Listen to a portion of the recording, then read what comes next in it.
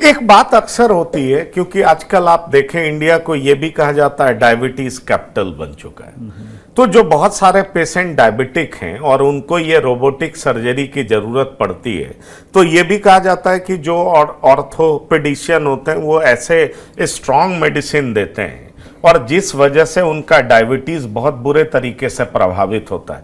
ये सारी भ्रांतियां, इसलिए मैं आपसे ये सवाल कर रहा हूं। तो आप ऐसे पेशेंट को क्या कहना चाहेंगे जो डायबिटिक हैं, उनको अगर इसकी जरूरत है तो क्या उन्हें ये ऑप्ट करना चाहिए? क्या उनका डायबिटीज का जो संतुलन है वो बिगड़ सकता है, या इस तरह की मेडिसिन जो आप उनको ऑपरेशन के बाद, पोस्ट ऑपरेशन, प्री ऑपरेशन जो प्रोवाइड करते हैं, क्या उसका साइड इफेक्ट उनके शरीर में दिखाई पड़ सकता है? नहीं, आपने जो बहुत ही एक वेरी इंपॉर्टेंट क्वेश्चन, बिकॉज जैसा आपने बोला India is the diabetes capital और हमारी ऑलमोस्ट 30% पॉपुलेशन डायबिटीज़ की शिकार है। और जो आप बोल रहे हैं ये सिर्फ भ्रांति नहीं, इसमें थोड़ी सच्चाई भी है।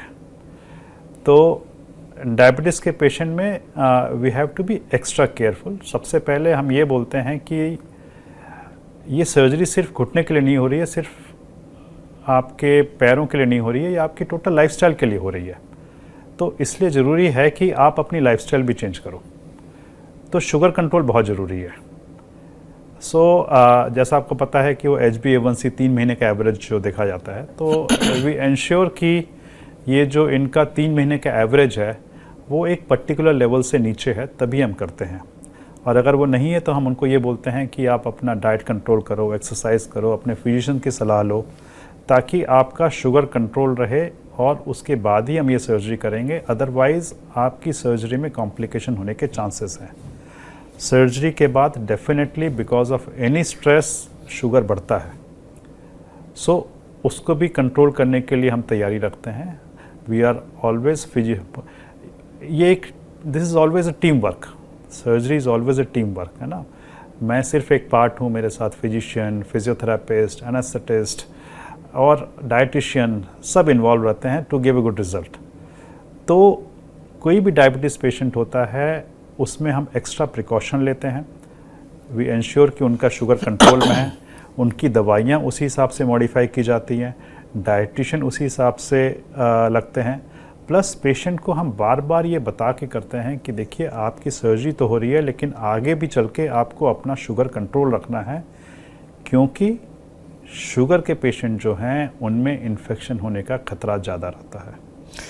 डॉक्टर साहब, मैं आपसे 2 सवाल और करना चाहूँगा। अक्सर लोग ब्लड प्रेशर के भी शिकार होते हैं उस उम्र में जिस उम्र में इसकी ज़रूरत पड़ती है।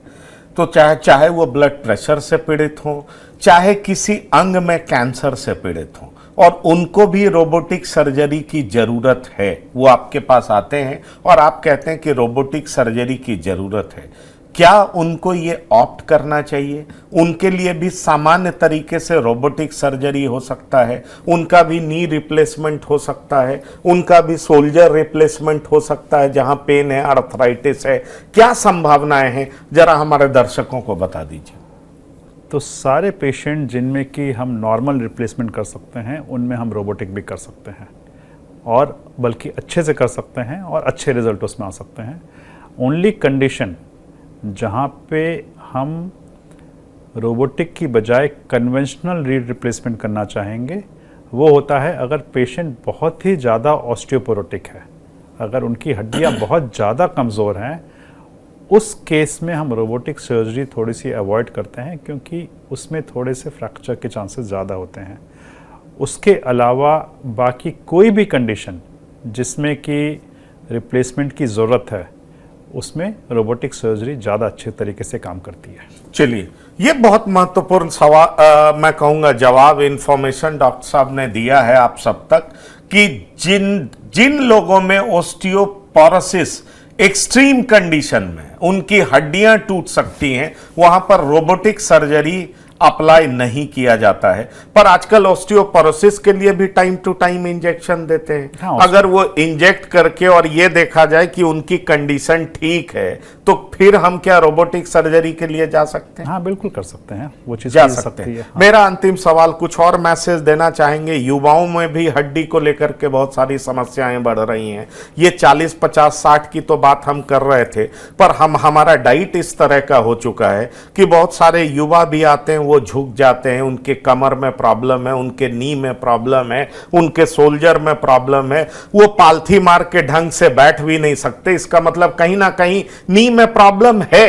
तो आखिरकार उनमें प्रॉब्लम है तो कम उम्र में हो क्यों गया? और कम उम्र में हो क्यों गया? तो क्या हमारा सीडेंटरी लाइफस्टाइल, खाने का स्टाइल क्या ऐसा बदल गया है, या कोई जेनेटिक चेंज हो रहा है जिस वजह से बहुत सारे यंग पेशेंट आपको मिलते होंगे, कई सारे हॉस्पिटल्स में जाते हैं? तो मुझे लगता है जरा युवाओं के लिए भी एक मैसेज दे दीजिए और सच्चाई बता दीजिए, उन्हें आईना दिखा दीजिए कि बाकी जिंदगी तुम स्वस्थ होकर जीना चाहते हो तो क्या सब छोड़ दो, क्या अपना लो, क्योंकि स्वास्थ्य ही नहीं रहेगा तो कुछ भी कमा लो सब बेकार होगा। नहीं, यू आर वेरी राइट कि क्या है कि till now we have discussed about arthritis in older people. हमने अभी तक जो एजेड लोग हैं उनकी आर्थराइटिस के बारे में हमने डिस्कस किया। यंग लोगों में भी आजकल नी पेन, जॉइंट पेन पाए जाते हैं और इसके ना दो वेरी डाइवर्स रीजन्स हैं। एक तो जैसा आपने बिल्कुल सही बताया कि sedentary lifestyle and improper diet. आज से 30 साल पहले हम अगर माल न्यूट्रिशन की बात करते थे, इसका ये मतलब होता था कि कम खाने को मिलता है ना, दुबला पतला एकदम सूखा सा बच्चा, गरीब आदमी, वैसा है। आज की तारीख में माल न्यूट्रिशन क्या है? ओबेसिटी, उल्टा हो गया है, ठीक है। और उसकी वजह से भी हमारे जॉइंट्स पे प्रेशर आते हैं, जॉइंट में इंजरी होती है और दिक्कत होती है। So weight control, proper exercises to maintain your muscles आपकी बॉडी के लिए बहुत ज़रूरी हैं, उनको प्रॉपर डेवलप करना, and proper diet. These 3 things are very essential. और आज की तारीख में you see the rise of obesity in children, which is a very but this problem is much more higher in America. America में तो हर दूसरा तीसरा आदमी मोटा है। Why should we follow America? America में हम देख रहे हैं हेल्थ केयर वहाँ को तो बिल्कुल कोलैप्स हो रहा है बिकॉज ऑफ दिस थिंग। और अगर हम अपनी हिस्ट्री देखें, अपना ट्रेडिशन देखें, हमारी डाइट और हमारी जो एक्टिविटी लेवल थी वो ख़राब हो रही है ना, because we are trying to follow them in taking all this junk food and everything. तो अगर हम एक प्रॉपर बैलेंस डाइट लें, हम अपनी एक्सरसाइज करें, अपना वेट कंट्रोल रखें, और साथ में बच्चों में तो सिर्फ if they just follow one sport, वो एक स्पोर्ट फॉलो करें, then also it's enough. But problem वही है कि जैसा आपने बोला sedentary lifestyle, so that all this things are contributing to joint pain. ये एक चीज़ है। दूसरा चीज़ भी ये पाया गया है कि आज की तारीख में फिटनेस के प्रति भी लोगों का काफ़ी एक्टिविटी बढ़ गई है।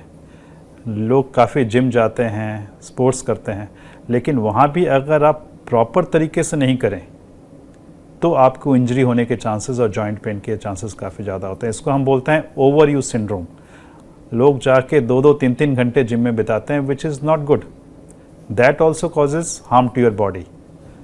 तो इसलिए बहुत ज़रूरी है कि आप पहले ये समझें कि आपकी बॉडी को क्या चाहिए। आप अपना वेट कंट्रोल रखें, प्रॉपर ट्रेनर के अंडर समझ के एक्सरसाइज करें, या जस्ट एक स्पोर्ट्स खेलें, दैट विल बी अनफ, और अपना वेट कंट्रोल रखें। Prevention is always better than cure, ये हम कब से सुनते आ रहे हैं, but that holds true for young as well as elderly. तो बिल्कुल। और कोई मैसेज आप देना चाहेंगे हमारे दर्शकों को जो खास तौर पर आर्थराइटिस जैसी समस्याओं से जूझ रहे हैं और उनके मन में बहुत सारी भ्रांतियां हैं? तो मैं यही बोलना चाहूँगा, जैसा हमने डिस्कस किया कि आर्थराइटिस में कुछ चीज़ें जो हैं जो आपके कंट्रोल में नहीं है ना, दीज आर नॉन मॉडिफाइबल, जैसे कि एज बढ़ना, फीमेल सेक्स, जेनेटिक फैक्टर, ये सारी चीज़ आपके हाथ में नहीं है, आप कुछ नहीं कर सकते। But there are things which are under you, जो आपके कंट्रोल में है, जैसे कि एक्सरसाइज करना, वेट कंट्रोल करना, प्रॉपर न्यूट्रिशन लेना। आप ये सब चीज़ें करो तो आपकी आर्थराइटिस काफ़ी हद तक कंट्रोल में हो जाएगी।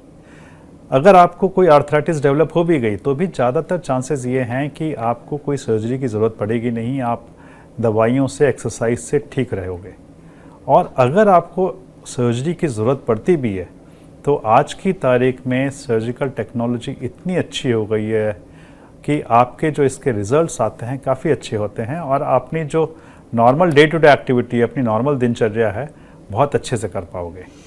जी हाँ, तो आपने सुना किस तरीके से डॉक्टर शेखर श्रीवास्तव तो ये संत परमानंद हॉस्पिटल में कार्यरत हैं, और जिस तरीके से इन्होंने आपको बड़े ही साफ गोई से यह बता दिया कि ओवर यूज आप करते हैं तो भी दिक्कत होगी, और लेस यूज करते हैं तो भी दिक्कत होगी। और जिंदगी का फलसफा भी यही है कि मैक्सिमम यूज, ओवर यूज करिएगा, excess of anything is bad. अगर आपको लगता है कि बहुत ज्यादा एक्सरसाइज कर लेंगे तो भी आप आर्थराइटिस के शिकार हो सकते हैं, और अगर आपको लगता है कि आराम करने से आप स्वस्थ रहेंगे, आप कोई स्पोर्ट्स नहीं फॉलो करेंगे, जंक फूड खाएंगे, यकीन मानिए तो भी आप इसके शिकार हो सकते हैं, क्योंकि आपका मसल्स मजबूत नहीं होगा, और मसल्स मजबूत नहीं होगा तो आपकी परेशानियां दिन ब दिन बढ़ती जाएंगी। और इसीलिए हम देखते हैं कि जो युवा हैं उनमें इन दिनों बहुत ज्यादा समस्याएं इसलिए आ रही हैं क्योंकि डॉक्टर साहब ने एक बड़ी अच्छी बात कही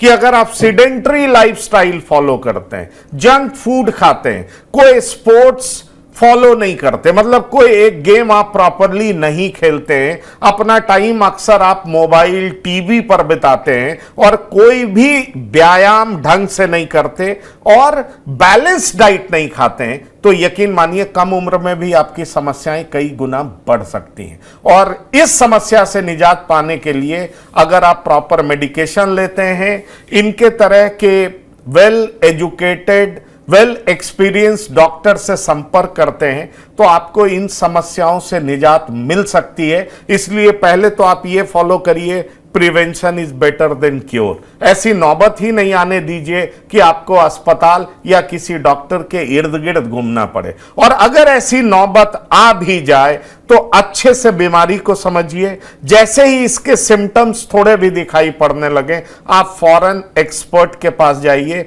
और एक्सपर्ट जिस तरीके से आपको सलाह दे आप अपना इलाज कराइए। यकीन मानिए हर समस्या का समाधान है, क्योंकि एक्सपर्ट्स के पास एक्सपर्टीज भी है, उनके पास प्रॉपर जानकारी भी है। तो डॉक्टर शेखर श्रीवास्तव, आप हमारे साथ जुड़े, बहुत बहुत धन्यवाद और शुक्रिया। Thank you.